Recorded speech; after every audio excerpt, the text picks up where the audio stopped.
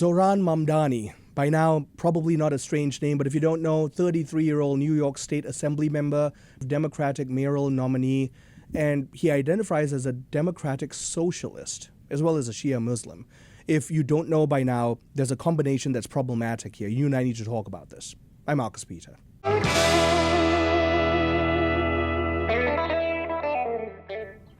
So, who is Zohran Mamdani? First of all, he's touting himself as a democratic socialist, and he's made statements to the effect that his perspectives in politics, his socialist perspectives, were greatly influenced by third world narratives, living in the third world and being influenced by seeing what's in the third world. And he's of Indian descent. His father is Ugandan born. His mother is an Indian. And so, yes, those were third world nations. And so, obviously, the child of immigrants, and he himself is an immigrant, the child of immigrants like this, gosh, of course he would understand the plight of the poor, the plight of the third world. To this, I say, give me a break. His mother is a tremendously wealthy director, as a Bollywood director. And so she directs movies in India, and she, like I mentioned, she's worth in the millions, upwards of tens of millions. And his father holds a prominent position in Columbia University. And the combination of these two alone simply means that this young man grew up recognizing affluence more than recognizing poverty. So he's looking from the outside in, and yet again, we are seeing a weaponized narrative of, you can call it the guilt of affluence. You can call it white guilt, except he's not white.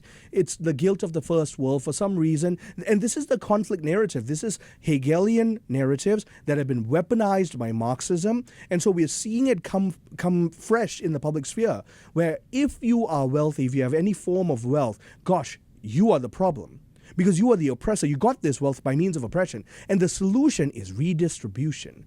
Whatever you've made, distribute so that we can all be equal. Our vision to tax the top 1% of New Yorkers. These are New Yorkers who make $1 million a year or more, and our proposal is to just tax them by 2% additional, is something that has broad support and will continue to increase that support over the next few months and years. Your plan, and I'm going to quote it for folks, is to shift the tax burden from overtaxed homeowners in the outer boroughs to more expensive homes in richer and whiter neighborhoods. Explain why you are bringing race into your tax proposal.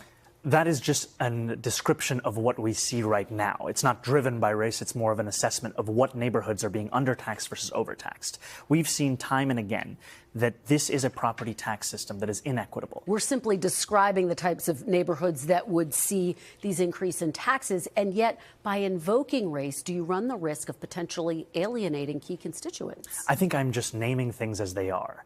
And ultimately, the thing that motivates me in this is to create a system of fairness. I don't think that we should have billionaires because, frankly, it is so much money in a moment of such inequality.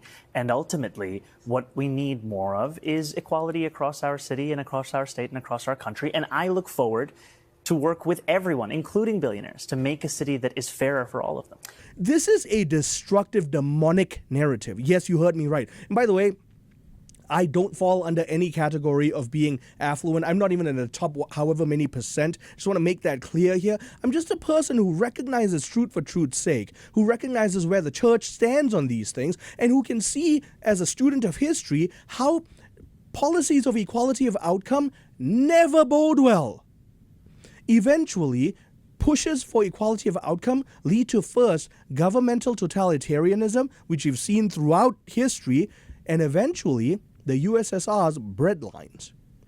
Now, if you want that kind of a system to be made manifest, keep pushing for equality of outcome. What you and I should be pushing for is equality of opportunity, which is a free market principle. It's the principle of upward social mobility. In other words, if you and I are truly wealthy and we want to make a difference, the difference shouldn't be made by quote-unquote taxing the rich and distributing to the poor. It should be made by talking about and aiding the building of local infrastructures so that those who are in legitimate situations of poverty can build their way out of these issues. Because where Mamdani fails is that he doesn't recognize that private property and free enterprise are goods within a constitutional republic that truly has a free market capacity. We ought to be creating avenues for those in situations of poverty to find areas of wealth creation, of value creation, because that is what upbuilds not just themselves. This isn't about a paycheck. This is about the rebuilding of impoverished societies. And so religious pluralism becomes another problem that Mamdani simply doesn't recognize. His identification, both as a democratic socialist but also as a Shia Muslim, means that he pushes forth his Islamic ideals at the forefront of his beliefs. Do you condemn that phrase, globalize the Intifada? That's not language that I use. The language that I use and the language that I will continue to use to lead this city is that which speaks clearly to my intent, which is an intent grounded in a belief in universal human rights. And ultimately, that's what is the foundation of so much of my politics, the belief that freedom and justice and safety are things that, to have meaning, have to be applied to all people, and that includes Israelis and Palestinians as well. Quickly, for the people who care about the language and who feel really concerned by that phrase, why not just condemn it? My concern is to start to walk down the line of language and making clear what language I believe is permissible or impermissible takes me into a place similar to that of the president who is looking to do those very kinds of things, putting people in jail for writing an op-ed, putting them in jail for protesting. Ultimately, it's not language that I use. It's language I understand there are concerns about.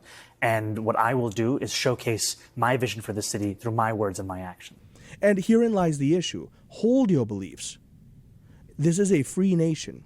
Do not let those beliefs color the way you think about policies, because policies, especially here in this virtuous republic, ought to be formed by, and yes, I'm saying this clearly, Judeo-Christian principles, which are grounded in natural law and therefore the constitutional ideals of our founding fathers, who to a man didn't appeal to the Quran, didn't appeal to any other religious text, they appealed to the Christian scriptures. So, watch out for this individual, because Zohran Mamdani is going to be a political problem in spades. And you and I will have to look out for political policies that will fly in the face of free market principles. Because let me tell you something, taxing the rich will only go so far. At some point, you won't be able to tax them anymore. And then what? Think carefully about economics. Free and virtuous flourishing societies is what builds sound economics. And free economics and free enterprise is what builds free and virtuous flourishing societies. And this is all grounded in religious liberty. We'll talk about this in future episodes. Thank you for joining us. I'm Marcus Peter.